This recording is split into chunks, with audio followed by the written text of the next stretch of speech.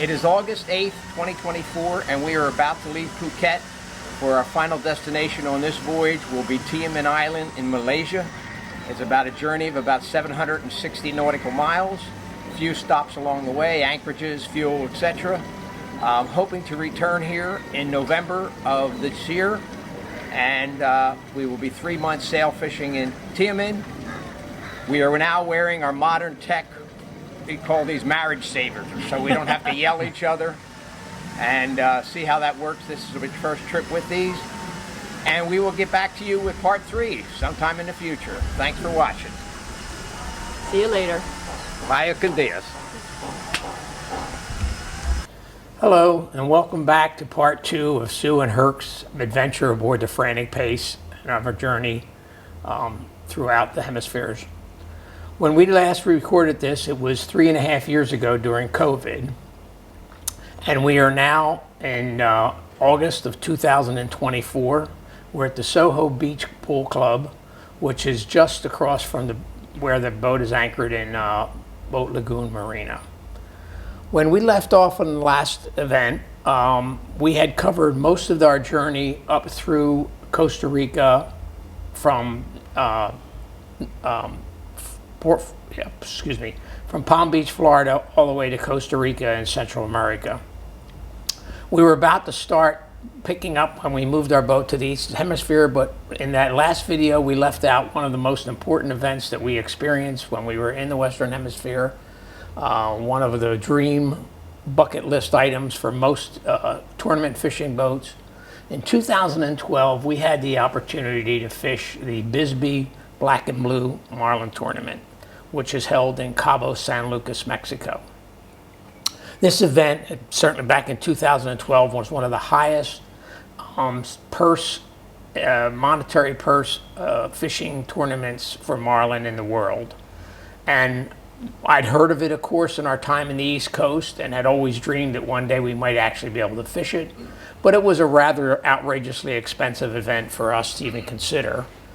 At the time, we did get the opportunity to fish it in 2012. There was a $66,000 entrance fee to be part of all of the tournament events. We had nowhere near that kind of money, but things happened where we actually were paired up with a group of gentlemen who wanted the opportunity to fish the tournament and were willing to use our boat and split some of the prize money where we were fortunate enough to win with us. As it turned out, we managed to be the only boat to catch a qualifying fish. At that point, the qualifying fish for the Bisbee was 300 pounds. And we ended up catching the only marlin over 300 pounds. It was 466 pounds that was caught in the tournament. As such, we ended up winning all of the prize money that was available in the tournament at that time, which was $2,398,000 some dollars. We're only like $2,400 or $2,800 short of $2.4 million. Obviously, the most exciting thing that had ever occurred to us in our fishing career. We had like 15 guys rotating 5 guys a day over the 3-day tournament period, and we're very fortunate on the second day to caught that marlin, which held up, and as a result, we managed to take all 3-day purses on the tournament. And you know, that was the 15 minutes of fishing fame for the Frantic Pace that we'll certainly never forget, and had launched our journey back to Costa Rica when we left Puerto Vallarta and Cabo San Lucas in 2012. That event brings us back to our final days before we decided to move to Sydney, Australia. While we were fishing in 2017, yes, in Costa Rica with our friend Josh, a Kiwi friend, who was talking with us about his adventures in Australia, especially the Cairns, the Great Barrier Reef of Cairns, which is another epic bucket list item for any marlin fisherman. It is the one place in the world where they catch the most marlin, black marlin, over 1,000 pounds. Again, it was something I had read about at one time in our lives. Sue had actually considered buying me a fishing trip over there for my birthday one year, but it was just so expensive we never even considered doing it. But after speaking with Josh at great length and him regaling us with his experiences in Cairns and in Australia, we started to look at our finances, and at that time we were considering repainting the boat because it was in dire need of a new paint job by that time. And we started to do the math, and we realized for the cost of repainting the boat, we could actually ship it to Australia and consider a whole new segment to our adventures. This is what we ended up doing. It was a rather expensive journey, but we had anticipated shipping it there and hopefully spending 3 years in Australia and prorating the cost over 3 years, et cetera, et cetera. It seemed like it was a reasonable thing for us to try to do. So in December of 2017, we moved the boat to Golfito and awaited the ship that would take us from Golfito, Costa Rica to Sydney, Australia. This was a drive-on, drive-off vessel where they opened doors in the back of the boat and you drove in. They closed the doors like a lock and drained the hull that you were in, so your boat was sitting dry on lifts, and they would move you to wherever you had to go, along the way flooding and unflooding the boat to allow for boats to come on and off. So we spent the latter part of that December with our family, my son in Fort Lauderdale, and then left shortly after New Year's and flew to Sydney, where we awaited the arrival of the Frantic Pace. And it got there, I think, around the 17th of January in 2018. And we began an adventure of, for us, was another unimaginable adventure to fish and travel the entire coast of Australia from Sydney up to Cairns, which was, which was about 1,200 nautical miles, if I recall, maybe more. Excuse me. So we unloaded the boat in January 17th of 2018 from Sydney. We only spent a short time with the boat in Sydney because there were no slips available at the time. And we began a journey up through the entire east coast of Australia. That journey took us to, I can't even remember all the ports we went to. Port Dickson and Mooloolaba and Brisbane, Australia. Whitsundays. And the Whitsunday Islands, which are just another bit of eye candy throughout the hemisphere. And we worked our way slowly over the course of January all the way till we arrived in Cairns, Australia in August of 2018.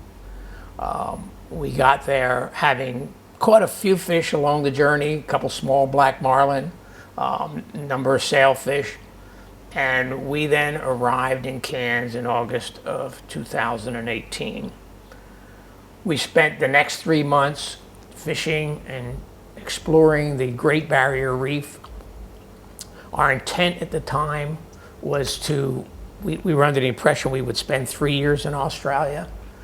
And our intent was to spend the first year learning as much as we could about the catching of bait and where you could safely anchor the boat at nights and how you could maneuver through the very shallow waters loaded with bommies that existed in the Great Barrier Reef.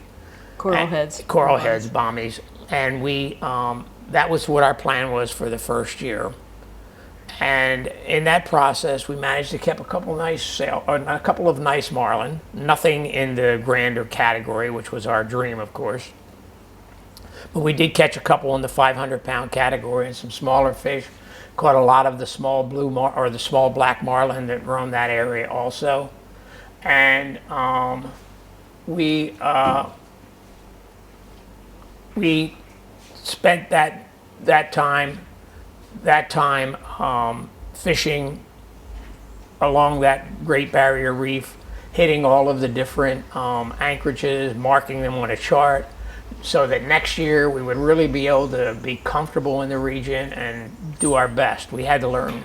I mean, the baits you fished with in Australia were nothing like we would ever have fished with in anywhere else on our journey.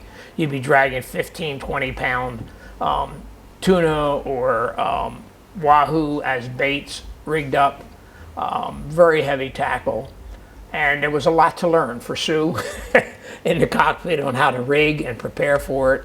And of course, whatever else was entailed of catching a fish that large, which we never did unfortunately get. We did not even have the opportunity to have one behind the boat that was that big. But nonetheless, it was a dream event. We were fishing with some of the great names and boats in Australia on the Great Barrier Reef, just hoping for that giant black marlin, which now is still a bucket list item for us. I don't know if we'll ever get that opportunity, but that's one of the bucket list items that remains, to catch that black marlin in Australia. As we were approaching the end of our first year in Australia, we got some bad news. We found out that although we could keep the boat in Australia for 3 years, which was our intention, they would not let us renew our yearly visa for our personal presence in Australia. And in spite of letters to the tourism board and that Sue had done and meetings with people to try to get permission to remain longer, we found that we would have to vacate Australia much earlier than we had anticipated, and really in a very narrow window to go any further without getting caught in what was going to be some regularly difficult monsoon weather. We had to leave Cairns for what was a 1,500 nautical mile journey to Darwin in Australia. We managed to find a young couple of Kiwis that wanted to join us for that trip because we would have some 480-mile legs during that journey. And we left just before Christmas. Mm-hmm. We left just before Christmas we left Cairns in November and arrived in Darwin just before Christmas. We then loaded up again in Darwin and began the journey from Darwin to what we now had decided was going to be a trip to Singapore, which was another 2,500 miles beyond our journey to Darwin. We then proceeded through the Indonesian islands and country, covering we would run approximately 200 miles a day because there were difficulties getting any more fuel than that at any one location.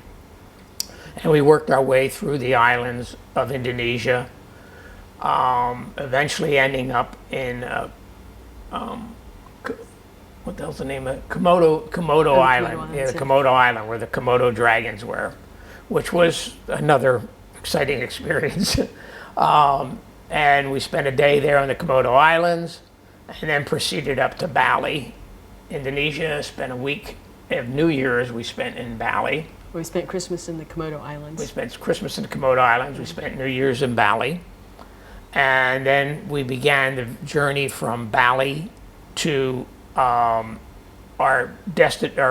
premier destination at the time, which was Singapore.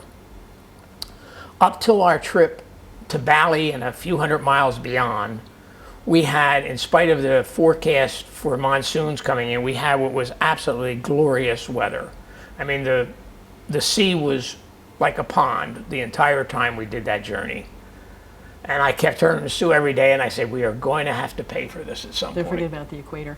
Yeah, and part of that, that we didn't do that till we left Bali. Part of that journey was we went through this absolutely glorious flat water, and I kept saying to Sue, sooner or later we are going to pay for this. And we came to an island in Indonesia called Belitung, which was still, I think, about 350 nautical miles from Singapore. And we were anchored up for the day as we were clearing customs to leave Indonesia for our next stop, which we hoped would be Singapore.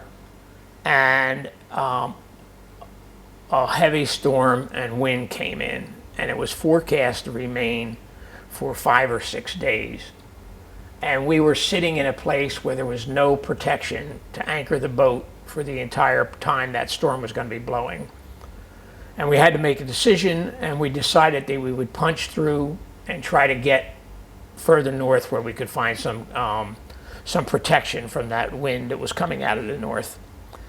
We had our tails handed to us for 250 miles. I mean, it was blowing 30, gusts to 40 the entire way right on our nose, and it just beat the crap out of us. It was probably the worst leg we've had in our entire years of fishing and boating, where it was a sustainable 4 days of absolutely horrific weather. And the kids were awesome. Yeah. And luckily we had another couple aboard to help us, because there was no way we would have had the energy to do that journey, just the two of us. We finally found some shelter in a small group of islands after our second day.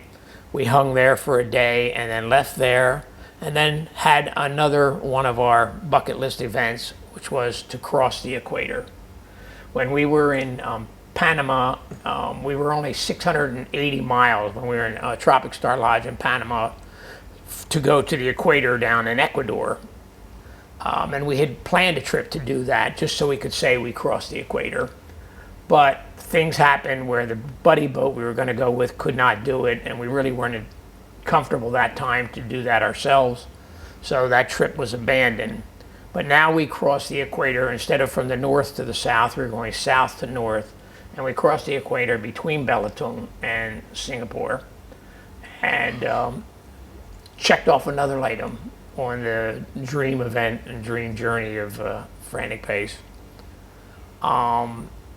After leaving that anchorage, we stopped at the last port in Indonesia, which was Nongsa Harbor. We spent a day or two there recuperating from the journey we just had, and then moved the boat into Singapore, where we spent a month, 2 months I think we spent in Singapore, and a very exquisite marina, Keppel Bay Marina, which is right in the beautiful harbor area of Singapore. Singapore was a very wonderful city. We really enjoyed being in Singapore, but it was also an extremely expensive location. Dockage in Singapore was just about as much as we've ever paid in our lives. So we spent the 2 months there, and then we decided our next destination would be where we are right now, Phuket. And we would work our way up through Singapore into Malaysia, which was just across the harbor, and work our way up the Malaysian coast, and eventually hope to get to Phuket. We hopped from anchorage to anchorage, small marina to small marina through Malaysia. I think we spent a total of a week and a half, 2 weeks getting our way through Malaysia, and finally arrived here in Singapore in 2018, I think, 2019. No, it must have been 2019, because we spent, yeah, it was 2019, April of 2019, we arrived here in Phuket, and found what is one of the most wonderful places we've been in terms of lifestyle. Wonderful infrastructure, wonderful food, beautiful people, prices are reasonable, and we have ended up being here much longer than we had anticipated. I think we're now in our 6th year in Phuket. Part of that reason for that, of course, is that COVID struck, and we managed, fortunately, to get back here just before all the ports were closed. From the Andamans. From the Andaman Islands, which I'll cover in a minute, and spent the remaining time here. Now, our time in Phuket has been split between a couple of different voyages, and also returning to Phuket at least twice a year for, mostly we do small sail fishing trips here, down there in an area called the Ratchas, Ratcha Yai and Ratcha Ko. Ratcha Yo and Ratcha Yai. I never, Nai. Ratcha Noi. I'm talking myself out here. But other than those sailfish adventures, we have also gone up to the Similan Islands, which are a beautiful set of islands to the northwest of here. And then after COVID, just before COVID struck, we had met, when we arrived in Phuket, we met our friend John Pierce, who's shooting this video. And he started to talk to us about the Andaman Islands, which were, as he described, one of the most unspoiled places on the planet. I think it said that Jules, Jacques Cousteau. Jacques Cousteau, my Lost mind, paradise on Earth. my Jacques Cousteau referred to it as the last paradise on Earth. So the first year, after the first year we were here, we followed John over to Port Blair in the Andaman Islands and began another wonderful fishing venture, traveling throughout the islands, fishing on an island called Narcondam, about 140 some miles away from Port Blair, which is downtown, or the port of entry for the Andaman Islands. And naval base. And naval base. And we've realized that we could enjoy our time in Phuket by fishing for sailfish here most of the year and doing an occasional or a yearly trip to Port Blair in the Andaman Islands. That required us outfitting the boat to be able to stay on the hook, no marina, no electricity for periods of up to 3.5 months. So we had to kind of reconfigure some things on a Frantic Pace. We had to add a water maker and some other items, extra freezers, so that we could carry enough food, because at that time you couldn't get decent meat. We'd like to eat steak, and Sue likes salmon. You couldn't get good, decent meat in the Andamans.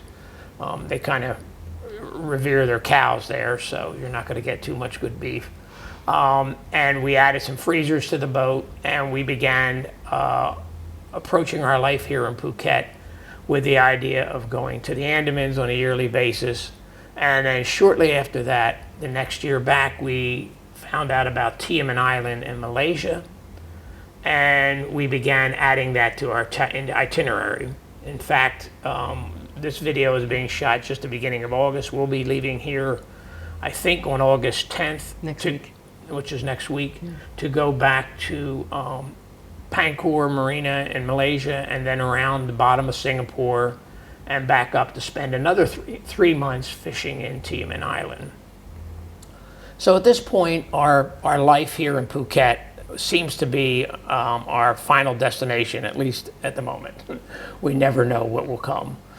With yearly 3-month adventures to Tiaman, 3 months in Andaman Islands, and also this year we made a trip to Indonesia, Sumatra, and went to an island called Kabang in Sabang. Jesus, in Sabang in the northern tip of Sumatra. We spent 3.5 weeks there, just to do something new. I get very antsy over time. I like to move around. I like to do different things, but there's not a lot of options for us from here without making a firm commitment.